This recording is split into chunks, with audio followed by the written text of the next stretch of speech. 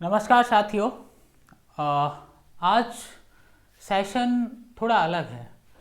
उसके पीछे कारण ये है कि अब हम आज जो चर्चा करने वाले हैं वो करने वाले हैं हमारे देश में जो भारत सरकार की न्यू एजुकेशन पॉलिसी के थ्रू जो फॉरेन यूनिवर्सिटीज़ खोलने की जो योजना है उसके ऊपर आपने देखा होगा 5 जनवरी को यूजीसी जो चेयरमैन है उनका एक प्रॉपर स्टेटमेंट आया था और उसके ऊपर एक यूजीसी का प्रॉपर नोटिस भी आया था। उस पर हम चर्चा करेंगे। दूसरी चर्चा जो हम करेंगे वो करेंगे कि फॉरेन यूनिवर्सिटीज़ का जो स्टैब्लिशमेंट है वो किस तरह से होगा, क्या उनके लिए रूल एंड रेगुलेशंस हैं, उससे आपका क्या फ़ायदा होगा, आपको किस तरह के टीचर्स मिलेंगे और किस तरह के आपको क्लासेस के बारे में क्लासेस जो हैं वहाँ पे रहेंगे। यहाँ पे देखा जाए तो वर्ल्ड की कौन सी यूनिवर्सिटीज़ इसका पार्टिसिपेट कर सकती हैं, इसमें कौन अपने कैंपस जो है वो इंडिया में खोल सकती हैं, वो सारी के सारी इन्फॉर्मेशन पे मैं चर्चा करूँगा और कुछ चीज़ें आपके साथ शेयर करूँगा। जैसे कि अगर हम बात करें न्यू एजुकेशन पॉलिसी की, अगर हम बात करें एनईपी की बात करें, एनईपी जो 2020 था, 2020 जो एनईपी है यानी न्यू एजुकेशन पॉलिसी 2020 जो है, इसकी अगर हम बात करते हैं तो एनईपी 2020 में बहुत सारे बदलाव किए गए एजुकेशन सिस्टम में, जिसके अंदर आपका जो 3 साल का ग्रेजुएशन है उसके अंदर 1 साल अगर पढ़ते हैं तो आपको सर्टिफिकेट मिलता है, 2 साल पढ़ते हैं तो डिप्लोमा मिलता है, 3 साल पढ़ेंगे तो डिग्री मिलेगी। ऐसे भी चेंजेस किए गए। तो उसी के दौरान एक बड़ा चेंज किया गया, वो किया गया जो हमारे देश में विदेशी संस्थान खोलने की बात की गई कि हमारे देश में जो एजुकेशन का स्टैंडर्ड है उसको हम बढ़ाना चाहते हैं, उसके लिए हमारे देश में विदेशी संस्थान जो हैं वो कहीं ना कहीं खोले जाएं। अब विदेशी संस्थान में अगर मैं बात करूं, चाहे आप बात करें, हम यहाँ पे येल यूनिवर्सिटी की बात करें, हम और जितनी भी हार्वर्ड हो गई, जितनी भी यूनिवर्सिटीज़ हैं जो दुनिया की टॉप मोस्ट यूनिवर्सिटीज़ हैं, वो किस तरह से कैंपस खोलेंगी, क्या क्या फैसिलिटीज़ उनको गवर्नमेंट देगी और वो स्टूडेंट्स के लिए क्या काम करेंगी, तो उसके ऊपर हम चर्चा कर लेते हैं। पहली चीज़ ये है कि जब आप देखते हैं, अगर आप वर्ल्ड एजुकेशन को देखेंगे, मोस्टली जो दुनिया के अंदर जो भी एजुकेशन की जब बात की जाती है तो यहाँ जो यूजीसी ने और न्यू एजुकेशन पॉलिसी के थ्रू जो इन्होंने रूल एंड रेगुलेशंस लाए, उसमें एक चीज़ बहुत अच्छी रही। वो चीज़ ये रही है साथियों कि यहाँ पे जो वर्ल्ड की टॉप 500 है, वर्ल्ड के टॉप 500 यूनिवर्सिटीज़ को ही इस पूरे पूरे प्रोग्राम का हिस्सा बनने की अनुमति है। यानी कि पूरी दुनिया की जो टॉप 500 यूनिवर्सिटीज़ हैं वही यूनिवर्सिटी अप्लाई कर सकती हैं अपने कैंपस को, जो कैंपस है उसके एक ब्रांच भारत में खोलने के लिए। पहली चीज़ तो इससे एक चीज़ तो ये क्लियर होती है कि आपको पूरे वर्ल्ड के जो 500 टॉप यूनिवर्सिटीज़ हैं उनके स्टैंडर्ड पे स्टडी करने का मौका बहुत आराम से मिलेगा। ठीक है। दूसरी चीज़ अगर हम बात करें न्यू एजुकेशन पॉलिसी और यूजीसी के जो गाइडलाइन है उसको लेके, उस पर हम थोड़ी चर्चा कर लेते हैं। मैं आपको कुछ चीज़ें आपके सामने भी शेयर करता हूँ। यहाँ पे देखिए, सबसे पहले एक ये आर्टिकल था जिससे मैंने ये लिया है, ये जेएनयू के अंदर एमए इंग्लिश के प्रोफेसर हैं उनके आर्टिकल से कनेक्टेड है, उस पर हम बात कर लेते हैं। ये है कि foreign universities campus a welcome possibility in India. अब देखिए यहाँ पे 5 जनवरी को एक स्टेटमेंट आता है, यूजीसी चेयरमैन जो हैं उन्होंने, और ये चेयरमैन जो था वो था कि इंडिया के अंदर जो फॉरेन यूनिवर्सिटीज़ है उन्हें सेटअप किया जाएगा, और फॉरेन इसको जो एक नाम दिया गया वो दिया गया FHEIS, जिसे कहा जाता है फॉरेन हायर एजुकेशनल इंस्टीट्यूशंस। ठीक है, इन इंडिया, ये इसे नाम दिया गया FHEIS। ठीक है। अब ये क्या हुआ कि इसका जो गैजेट आया, जो भी चीज़ें हैं, चाहे वो रिलेटेड हो, मैंने कहा आपको स्टार्टिंग में कैंपस खोलने से रिलेटेड हो, उसके रूल एंड रेगुलेशंस की बात हो, उस सब पे एक प्रॉपर इन्होंने डिटेल्ड जो इन्फॉर्मेशन है वो शेयर की थी। आपने न्यूज़पेपर्स में पढ़ी होगी, डेफिनेटली नहीं पढ़ी तो आज समझ लीजिए। ठीक है। अब देखिए यहाँ पे हम सीधा बात करते हैं न्यू एजुकेशन पॉलिसी 2020 का। अब इसमें जो एक फ्रेमवर्क तैयार किया गया था वो ये था कि जो यूनिवर्सिटीज़ हैं उनको यहाँ पे जगह दी जाएगी और उनको कैंपस खोलने की जो अनुमति है वो प्रदान की जाएगी हमारे भारत में। इसमें जो सबसे इम्पॉर्टेंट चीज़ थी वो ये चीज़ थी कि जो ये यूनिवर्सिटीज़ हैं इनको अपने जो कैंपस है वो 2 इयर्स में यहाँ पे तैयार करने होंगे। दूसरी चीज़ जो है, यहाँ पे एक चीज़ आप देखेंगे कि यहाँ पे जो ऑटोनॉमस इंस्टीट्यूशंस ऑफ इंडिया हैं उनकी तरह ही चीज़ें, जो ऑटोनॉमस का मतलब आप बहुत आसानी से समझ सकते हैं, जो स्वायत्त संस्थाएं हैं। स्वायत्त संस्थाएं यानी कि जिनके अपने रूल रेगुलेशंस होते हैं, अपने सारे डिसीजंस होते हैं, सारी चीज़ें जो होती हैं वो कहीं ना कहीं उनके ऊपर डिपेंड करती है, खुद के ऊपर निर्भर करती है। अगर हम जवाहरलाल नेहरू विश्वविद्यालय की बात करें, हमारे देश में IITs की बात करें, तो ऑल आर ऑटोनॉमस बॉडीज, अपनी स्वायत्त संस्थाएं परीक्षाएं हैं, अपने टीचर्स को कैसे लेना वो उन पे निर्भर होता है।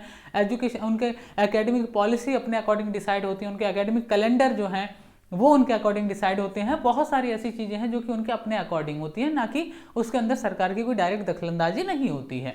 तो यहाँ ऑटोनोमस जो बॉडी है वो कहीं ना कहीं क्रिएट करने की कोशिश की जाए। दूसरी चीज़ अगर हम देखें यहाँ पे जो यूनिवर्सिटीज़ को लेकर दूसरा आगे अगर हम बढ़ते हैं, यहाँ पे अगर हम यूजीसी का जो स्टेटमेंट है उसके ऊपर एक नज़र डालें तो आप यहाँ पे देखेंगे कि यहाँ इन्होंने लिखा कि initially permission would be granted for 10 years, यानी कि आप अगर अपना कैंपस जो है वो अगर ओपन करते हैं तो स्टार्टिंग की जो परमिशन है वो 10 साल के लिए होगी। इसके पीछे दो रीजन है, एक तो कैंपस को स्टैब्लिश करने के साथ साथ दूसरी चीज़ जो है वो कहीं ना कहीं जो एकेडमिया है, एकेडमिक जो लेवल है उसको कहीं ना कहीं नोटिस करना एक इम्पॉर्टेंट चीज़ रहेगी। दूसरी चीज़ जो है फिर ये रिन्यू किया जाएगा। मैंने जो कहा कि यहाँ पे देखेंगे आप लिखा गया fulfilment of the requested and conditions. अगर आप 10 साल तक जो कंडीशंस हैं, जो चीज़ें हैं, रिक्वायर्ड जो कंडीशंस हैं उनको अगर आप फॉलो कर रहे हो तो आपका 10 साल बाद फिर से रिन्यू किया जाएगा, अदरवाइज आपका कैंसिल हो सकता है जो आपका एफिलिएशन है यूजीसी के साथ। दूसरी अगर हम बात करें जो इसकी फॉरेन यूनिवर्सिटीज़ की और हम बात करते हैं तो कहीं ना कहीं जो एडमिशन प्रोसेस वगैरह जो है वो सारी चीज़ें हो गई। एक इंपॉर्टेंट चीज़ यहाँ पे full time classes physical mode. अब क्या होता है कि कई बार आपने देखा होगा, आप जब कोविड के टाइम पे एक बहुत सारी यूनिवर्सिटी जो है वर्ल्ड की बहुत सारी यूनिवर्सिटी सर्टिफिकेट प्रोग्राम चलाती थी ऑनलाइन, ठीक है, वैसे पूरी दुनिया ही ऑनलाइन थी उस टाइम पे, लेकिन सर्टिफिकेट प्रोग्राम भी मोस्टली जो वर्ल्ड क्लास यूनिवर्सिटी वो आज भी ऑनलाइन ही चला रही हैं बहुत सारे प्रोग्राम, क्योंकि ऑफलाइन में पॉसिबल नहीं है उनके लिए। लेकिन यहाँ पे ये चीज़ मेंशन किया गया कि जो क्लासेस है वो फिजिकल मोड में होनी चाहिए, यानी कि आप ऑनलाइन क्लासेज या डिस्टेंस लर्निंग प्रोग्राम नहीं चला सकते, क्योंकि वर्ल्ड की जो टॉप मोस्ट यूनिवर्सिटीज़ है वो कभी कभी क्या करती हैं कि बहुत सारे कोर्सेज से मनी अर्निंग के लिए वो ऐसे ऑनलाइन कोर्सेज वगैरह चला देते हैं, जो कि बिल्कुल भी पॉसिबल नहीं होगा अगर इंडिया के अंदर। तो सीधा सा फायदा ये है कि आपको जो एकेडमिक का जो लेवल है वो एक क्लासरूम में जो सीखने को मिलता है वो डेफिनेटली आपको कभी ऑनलाइन मोड में सीखने को नहीं मिलता है, जो सबसे इंपॉर्टेंट है। आप इनके लिए मैंडेटरी है कि आप ऑनलाइन या डिस्टेंस एजुकेशन जो है वो बिल्कुल नहीं चला सकते, ठीक है। उसके अलावा इनको एक जो फंड वगैरह को लेके फॉरेन एक्सचेंज मैनेजमेंट एक्ट जो है FEMA वो फॉलो करना पड़ेगा। और उसके साथ साथ यहाँ पे एक जो सबसे इंपॉर्टेंट है जो ड्राफ्ट है उसमें लिखा है कि responsible and transparent the presumption being the education is not for profit activity, ठीक है, यानी कि केवल प्रॉफिट एक्टिविटी के लिए आप उसे यूज़ नहीं कर सकते। एजुकेशन का जो ये पूरा का पूरा एक मीडियम है इसको आप केवल प्रॉफिट बनाने के लिए प्रयोग में नहीं ला सकते हैं। यानी कि बात सीधी सी है कि कहीं ना कहीं आने वाले दिनों में जो फॉरेन यूनिवर्सिटीज इंडिया में आएंगी उनकी फ़ी के ऊपर भी कहीं ना कहीं लगाम रहेगी, ठीक है। जो फी स्ट्रक्चर है, ऑल्दो अलग बात है कि उसके अंदर ये भी लिखा गया है कि आप अपनी फ़ी जो है वो खुद से डिज़ाइन कर सकते हैं, आप खुद डिसाइड कर सकते हैं कि आपको फ़ी कितनी लेनी है। अब ये तो मान के चलिए कि कम से कम एक सेमेस्टर की 7-8 लाख से कम तो नहीं होगी, जैसे अशोका यूनिवर्सिटी है, जिंदल यूनिवर्सिटीज़ हैं इंडिया में, जो प्राइवेट यूनिवर्सिटीज़ हैं उनसे कम तो नहीं रहेगा, ये तो कंफर्म है, ठीक है। उनसे ज़्यादा ही होगी फ़ी। ऐसा नहीं है कि जवाहरलाल नेहरू यूनिवर्सिटी जैसे 150 रुपये एक सेमेस्टर की फ़ी, वो तो नहीं होने वाली है, ठीक है। तो कहीं ना कहीं जो इनका कहना है कि non profit not for profit activity, तो ये देखना होगा कि कितना सच होता है। और दूसरा अब आता है कि टॉप 500 यूनिवर्सिटी जो है वो यहाँ पे एलिजिबल हैं अपना कैंपस खोलने के लिए, वो अप्लाई कर सकते हैं कैंपसेस के लिए।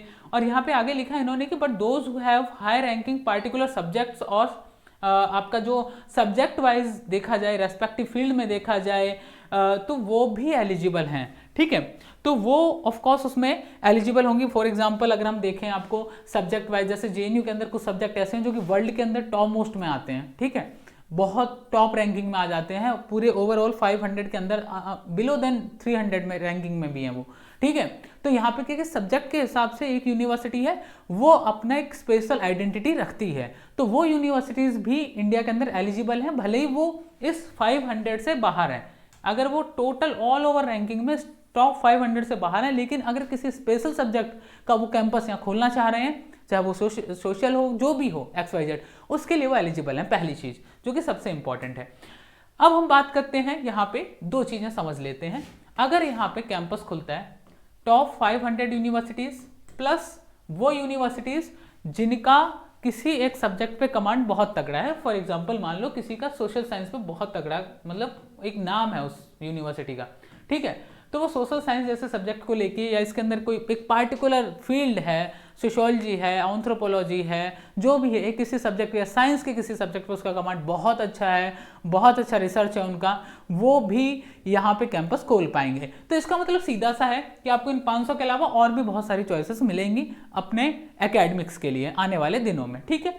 दूसरी चीज़ अगर हम बात करें यहाँ पे, आपको एक चीज़ और समझनी है, यहाँ पे बात कर लेते हैं थोड़ी टीचर्स की, ठीक है, कि भाई साहब टीचर्स कहाँ से आएंगे। टीचर्स की बात करें तो सबसे पहले टीचर जो हायर करेंगे, वो इंडिया से जिन टीचर्स को हायर करेंगे, इसमें एक चीज़ मेंशन किया गया है कि इन्हें रेगुलर बेस पे रखना होगा, यानी कि टीचर्स के सैलरीज हो, चाहे जो भी चीज़ें हो, वो प्रॉपर जो गवर्नमेंट एम्प्लॉय जो हमारे हैं, गवर्नमेंट प्रोफेसर्स हैं, ठीक उनकी तरह ही यहाँ पे जो रिक्रूटमेंट है वो कहीं नहीं होगी। तो यहाँ पे एक चीज़ ये भी क्लियर है कि जो पीएचडी होल्डर्स हैं हमारे, उनके लिए कहीं ना कहीं एक अपॉर्चुनिटी है, क्योंकि जो प्राइवेट यूनिवर्सिटीज़ हैं और जिनका फीस स्ट्रक्चर इतना हाई होगा, डेफिनेटली आपको पेमेंट भी काफ़ी बेहतर मिलेगा। सो मैं यहाँ पे ये नहीं कह रहा हूँ कि प्राइवेट यूनिवर्सिटीज़ हैं तो आपके लिए आप गवर्नमेंट की तैयारी करना छोड़ दो, बट ये क्लियर है कि एक पीएचडी स्कॉलर जो है, जो पीएचडी कर रहा है, उसे कम से कम ऑप्शंस मिल रहे हैं कि उसे एक परमानेंट अगर एम्प्लॉयमेंट भी चाहिए, वो भी इन्हें यूनिवर्सिटीज़ को देना होगा। 10 साल अगर कोई यूनिवर्सिटी काम कर रही है, उसे 10 साल के लिए हायर करना पड़ेगा। उसे ऐसा नहीं है कि वो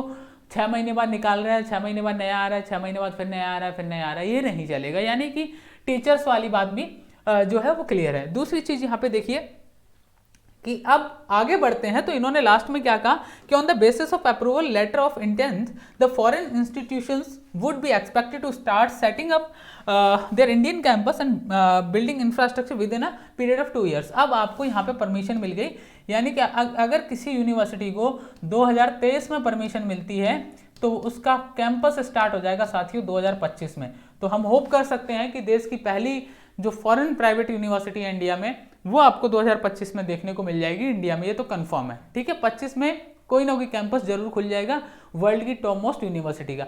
अब आपके ऊपर इसका इम्पैक्ट क्या होगा, आपके मन में सवाल चल रहा होगा, साहब ठीक है हम जेएनयू में भी तो पढ़ ही रहे हैं, हम डीयू में पढ़ भी रहे हैं, लेकिन इनके आने से इम्पैक्ट क्या होगा। अब देखिए यहाँ पे मैं एक चीज़ आपके सामने थोड़ी सी क्लियर करता हूँ। फॉर एग्जाम्पल, आप पहले यूके जाना चाहते थे पढ़ने के लिए, आपको किंग्स कॉलेज ऑफ लंदन में जाना था, आपको किसी और कॉलेज में जाना था, आपको येल यूनिवर्सिटी में जाना था, आप हार्वर्ड जाना चाह रहे थे, कैम्ब्रिज जाना चाह रहे थे। अब आप सोचिए उन यूनिवर्सिटीज़ का कैंपस इंडिया में आ गया, वो वही स्टैंडर्ड मेंटेन करेंगे जो वो अपने उस कंट्री में मेंटेन कर रहे हैं, ठीक है। पहली चीज़, माना कि फीस स्ट्रक्चर उनका हाई होगा, ऑफ कोर्स होगा, आप वहाँ जाते हैं, वहाँ पे भी 1 करोड़ रुपए फीस लगती है और ये सच है, लेकिन यहाँ पे वो वही सेम स्टैंडर्ड मेंटेन करेंगे, रिसर्च का लेवल वही रहेगा। अब आपको कम से कम विदेश जाके पढ़ने की आवश्यकता तो नहीं पड़ेगी। खैर ठीक है, अलग बात है, मेन कैंपस की बात अलग है, हार्वर्ड में आप जाके पढ़ रहे हैं, मेन कैंपस की बात बिल्कुल अलग है, उसे हम कंपेयर नहीं कर सकते कि इंडिया में कैंपस खुल रहा है, उससे हम कंपेयर तो बिल्कुल नहीं कर सकते। लेकिन एक चीज़ तो क्लियर है कि कम से कम एक चीज़ हम समझ सकते हैं कि रिसर्च बेहतर मिलेगा, हमें क्वालिटी ऑफ एजुकेशन अच्छी मिलेगी। उसके अलावा जो कहीं ना कहीं एक सवाल ये भी आता है आपके मन में कि जब चीज़ें प्राइवेटाइज हो जाएंगी, इस तरह के विश्वविद्यालय जो कि पूरी तरह प्राइवेट हैं, क्योंकि अगर हम आज भी देखें अशोका यूनिवर्सिटी जैसी यूनिवर्सिटी में पढ़ने का देखें तो हर किसी के पास की बात नहीं है। 7 से 8 लाख रुपए या 5 लाख रुपए मिनिमम जो फीस है उनका पर सेमेस्टर के हिसाब से, उसे भरना बहुत मुश्किल हो जाता है किसी के लिए भी। तो यहाँ पे ये चीज़ कहीं ना कहीं आपको ज़रूर देखना होगा आने वाले दिनों में कि गवर्नमेंट इसके लिए क्या व्यवस्थाएं करती है स्टूडेंट्स के लिए, क्या लोन प्रोवाइड करेगी या फिर कोई और रास्ता निकालती है, या फिर ईएमआई जैसी फैसिलिटीज़ अवेलेबल होंगी स्टूडेंट्स के लिए कि एक बड़ा फीस स्ट्रक्चर जो है वो हम कैसे भर पाएंगे। लेकिन ये कंफर्म है कि क्वालिटी ऑफ एजुकेशन का जो स्टैंडर्ड है वो डेफिनेटली आपको देखने को मिलेगा। और मुझे लगता है कि ये जो स्टेप है न्यू एजुकेशन पॉलिसी के थ्रू गवर्नमेंट ऑफ इंडिया का, इट्स अमेजिंग, जिसका कहीं ना कहीं शुरुआत बहुत पहले होनी चाहिए थी, लेकिन अभी हो रही है, अलग बात है। दूसरी चीज़, हाँ, एक डिसएडवांटेज इसका हो सकता है, वो ये हो सकता है कि आने वाले दिनों में हो सकता है कि आपको जो गवर्नमेंट के द्वारा यूनिवर्सिटीज ओपन की जाती हैं, सेंट्रल गवर्नमेंट के द्वारा जो यूनिवर्सिटीज ओपन की जाती हैं, वैसे भी बहुत यूनिवर्सिटी ओपन हुई नहीं है पिछले 8 साल में, तो मुझे लगता है कि आने वाले दिनों में ये खाता कहीं शून्य ना हो जाए, जो कि सबसे डेंजर होगा, खासकर ऐसे स्टूडेंट्स के लिए जो कि लोअर मिडिल क्लास या मिडिल क्लास फैमिली से आते हैं। उनकी अगर हम बात करें तो डेफिनेटली इनका फीस स्ट्रक्चर अफोर्ड कर पाना हमारे लिए काफ़ी मुश्किल होगा। तो ये देखना होगा कि सेंट्रल गवर्नमेंट इसको लेके क्या पॉलिसी बनाती है कि हम आने वाले दिनों में गवर्नमेंट फंडेड यूनिवर्सिटी कितनी खुलती हैं, ये भी देखना होगा। उसके अलावा एक चीज़ और हो सकती है कि स्कॉलरशिप बेस्ड भी वहाँ पे कुछ सीट्स होंगी, लेकिन वही वाली बात है कि एक क्लास में अगर 100 स्टूडेंट बैठेंगे तो कितनी सीट स्कॉलरशिप बेस्ड 10 या 15 होंगी, उससे ज़्यादा होंगी नहीं। उनके लिए इतना कॉम्पिटिशन फेस करना होगा। सेम वही एंट्रेंस एग्जाम। तो अभी चीज़ें जो हैं वो क्लियर होंगी एकदम 2025 में। उससे पहले आपको रूल्स रेगुलेशंस आते रहेंगे। तो मुझे लगता है कि स्टेप अच्छा है, लेकिन कहीं ना कहीं गवर्नमेंट को थोड़ा सोचना होगा इस बारे में भी कि जो स्टूडेंट्स हैं जो कि फाइनेंशियली स्ट्रांग नहीं है, वो आने वाले दिनों में, यानी जो बच्चा अभी 10th में है वो 2025 में जब एडमिशन लेगा या जब वो रिसर्च करेगा इन चीज़ों पे, तो कहीं ना कहीं फाइनेंस का एक जो रास्ता है वो भी तैयार करना होगा, उसकी भी एक इनको रूपरेखा बनानी होगी, ताकि कहीं ना कहीं जो स्टूडेंट्स हैं उनको एक प्रॉपर सिस्टमेटिक तरीके से एजुकेशन मिल पाए और जो वर्ल्ड क्लास यूनिवर्सिटीज़ उसमें वो पढ़ पाएँ। ठीक है, तो ये बहुत फॉरेन यूनिवर्सिटीज़ जो कैंपस हैं वर्ल्ड की टॉप मोस्ट यूनिवर्सिटीज़ हैं, आप देख सकते हैं यहाँ पे पढ़ना सबका मोस्टली सपना होता है, जो कि हायर स्टडीज़ के लिए जब आगे बढ़ते हैं तो definitely everyone want to join world's top most universities. So definitely आपको कहीं ना कहीं ऑप्शंस ज़्यादा मिलेंगे और ऑप्शंस के साथ साथ रिसर्च बेहतर मिलेगा। तो ये सारी चीज़ें रहेंगी यहाँ पे, देखते हैं आगे आने वाले दिनों में। और दूसरी चीज़ अगर हम बात करें हाँ एग्ज़ाम की, तो एग्ज़ाम ऑफिशियल जो टेलीग्राम चैनल है उसे आप ज्वाइन कर लें। मॉर्निंग में सुबह 8 से 9 8 AM to 9 AM यहाँ पे करंट अफेयर की क्लास होती है। करंट अफेयर जो कि आपके बहुत सारे एग्जाम्स में हेल्प करेगा आपको, डेफिनेटली आपको ज्वाइन करना चाहिए डेली क्लासेस। साथ ही साथ पीजी की जो क्लासेस हैं वो थोड़ा डिले होगा उनमें, वो क्लासेस 15 जनवरी के बाद स्टार्ट होंगी, यानी 16 जनवरी से स्टार्ट होंगी। तो उनके डेली जो करंट अफेयर्स हो गया आपके उन कोर्स जो पीजी और यूजी की जो फ्री क्लासेस हैं उनका कंटेंट होगा वो इसी टेलीग्राम चैनल में आएगा। तो इसको ज्वाइन कर लें एग्जामवट ऑफिशियल टेलीग्राम चैनल को, और अगर चैनल पे नए हैं एग्जामवट पे तो सब्सक्राइब कर लें। साथ ही साथ हमारे CUET पीजी और उसके चैनल्स भी हैं, तो उनको भी जाके के पास सब्सक्राइब कर लें।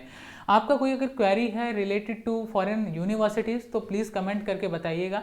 मैंने कोशिश की कि अपने तरीके से एक बेहतर तरीके से आपको समझा पाऊँ कि आखिर फॉरेन यूनिवर्सिटीज़ जो इंडिया में आ रही हैं उनको किस तरह से लाया जा रहा है, किस पॉलिसी के थ्रू लाया जा रहा है, क्या गवर्नमेंट का एजेंडा है, क्या गवर्नमेंट चाहती है, क्या उसकी एक्सपेक्टेशन और क्या आपकी एक्सपेक्टेशन होनी चाहिए, उनके ऊपर मैंने कोशिश की अपना पक्ष रखने की। कैसा लगा आपको ये सेशन बताइएगा ज़रूर कमेंट करके। And new education policy related एक आर्टिकल जो है वो मैं एक लिख के आर्टिकल बहुत जल्दी ही एग्जामवट ऑफिशियल में पब्लिश करूँगा, तो आप उसे भी पढ़िएगा और बताइएगा कि कैसे आप आने वाले फ्यूचर में अपने हायर एजुकेशन को कनेक्ट कर पा रहे हैं इन दुनिया की टॉप 500 यूनिवर्सिटीज़ के कैंपसेस में पढ़ने का जो सपना है उसे किस तरह से आप देखते हैं।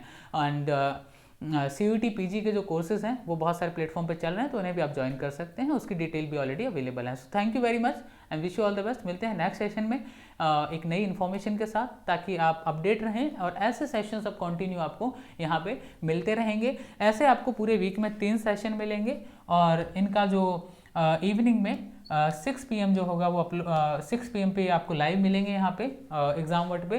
तो वीक में 3 डेज वो कौन कौन से होंगे उनको जानने के लिए आप एग्जामवट ऑफिशियल ज्वाइन कर लें, जो कि रिसेंट इश्यूज़ पे होंगे, चाहे वो G20 हो या फिर कोई और इश्यूज जो कि वर्ल्ड वाइड चल रहे हैं या फिर इंडिया में चल रहे हैं, उनके ऊपर प्रॉपर जो अपडेट है वो आपको एग्जामवट के मेन चैनल पे मिलता रहेगा, जिससे कहने के जो वर्ल्ड अफेयर्स है आपको उससे भी कनेक्ट रहें और इंडिया की जो करंट सिचुएशन है उसके बारे में भी आपको पता रहेगा। थैंक यू वेरी मच, मिलते हैं नेक्स्ट सेशन में।